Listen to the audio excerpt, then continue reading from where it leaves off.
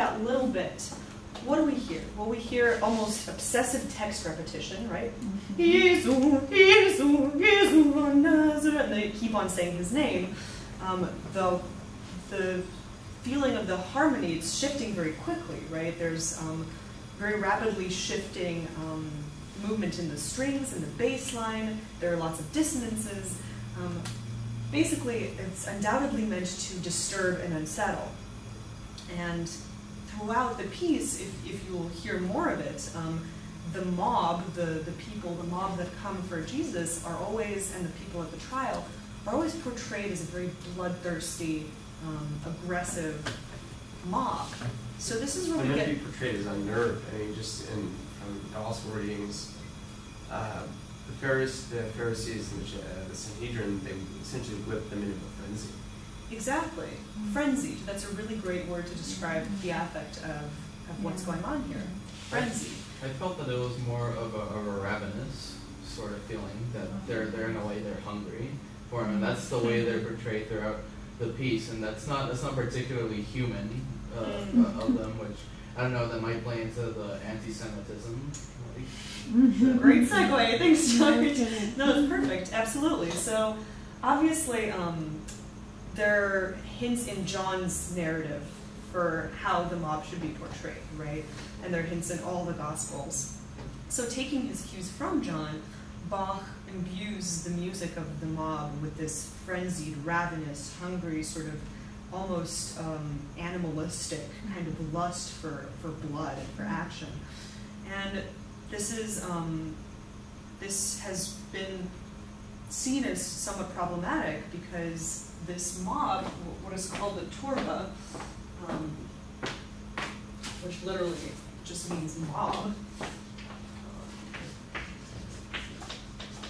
in this particular piece is labeled die Juden, the Jews, and has been seen as Bach placing the responsibility for the death of Christ and this whole narrative onto the Jewish people.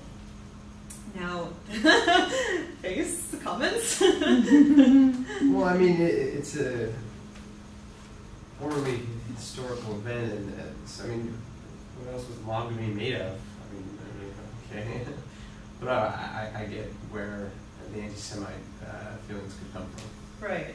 Yeah, so there's been a lot of discussion about this. The truth is Bach probably didn't actually know any Jews, any Jewish people, so his views on the matter were probably not particularly well informed.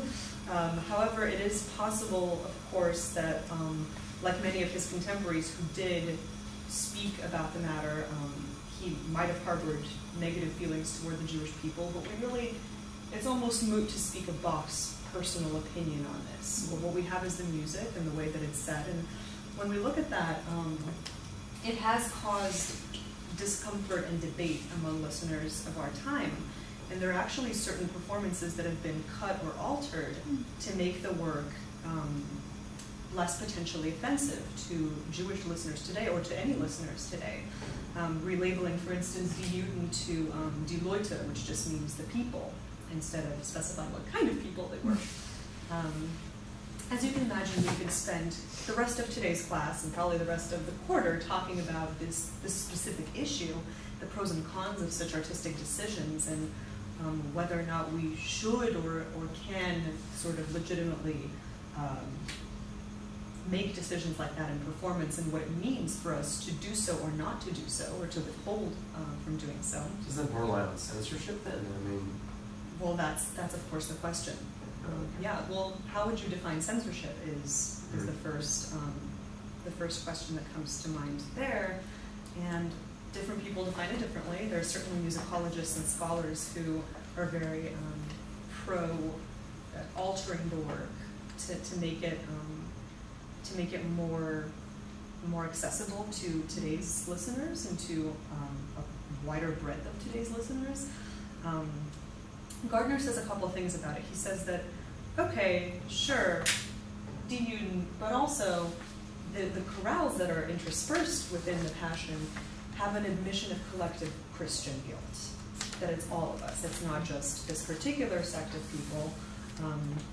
So there are arguments to be made, there are pros and cons.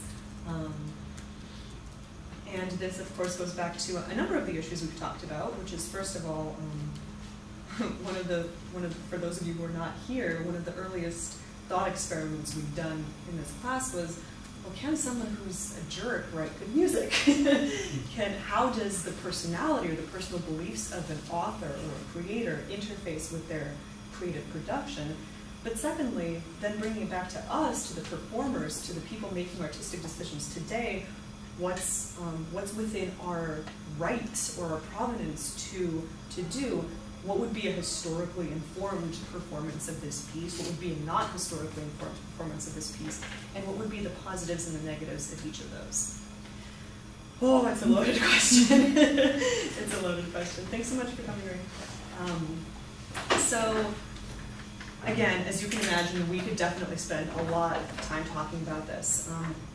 But before we move on, are there any strong feelings? Like, is there anybody who feels like, yeah, you should definitely alter it, or no, you definitely shouldn't? I was just having thoughts because as a Jew, I grew up in Ireland, and as a child, I was sure I killed Christ because I was told that. Wow. Quite a lot. Wow. So I wish they had done the censorship like then, you know. Wow. So maybe the Jews would not have been the eternal victims of labeled the killer of Christ. Well, thank you so much for sharing that comment. That's very valuable, especially in Los Angeles now. I think that we have a tendency to forget how in other communities that aren't necessarily maybe so diverse or so liberal in certain senses, those things have an impact, a very deep impact, have the potential for a very deep impact. Is there anyone who feels like that's just totally, and good-natured debate? I think censorship. I mean, it reminds me of what the Roman Catholic Church tried to do with all the nude sculptures. They tried to put these all over it, and it's, stop. Okay, and so what do you find offensive about that? So the idea is you're censoring. There may be a perceived bad aspect to a piece of art, but it's still part of the art, the piece of art. And even if it's a negative aspect, it contributes to the whole. And so it would be knocking a leg off of a chair. You're not going to have something standing as a complete whole on 3 legs.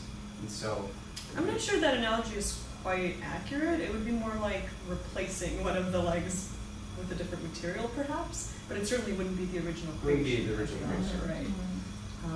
And so, of course, we can think about what that means and what is the role of Bach in our relationship to the piece, and also what is the role of Bach's environment to our relationship with the piece? Because if his anti-Semitism is a product of his environment, and if they're not convictions that he held deeply himself, or that he however you want to express that, is it something we can overlook? Do we have a moral or ethical responsibility or obligation to address it, to change it? These are very, very complicated questions, very deep and complicated questions, and thank you guys for setting out some of the basic arguments for both sides of those. I think there are valid arguments on either side, and these issues are still being debated in performance today, just as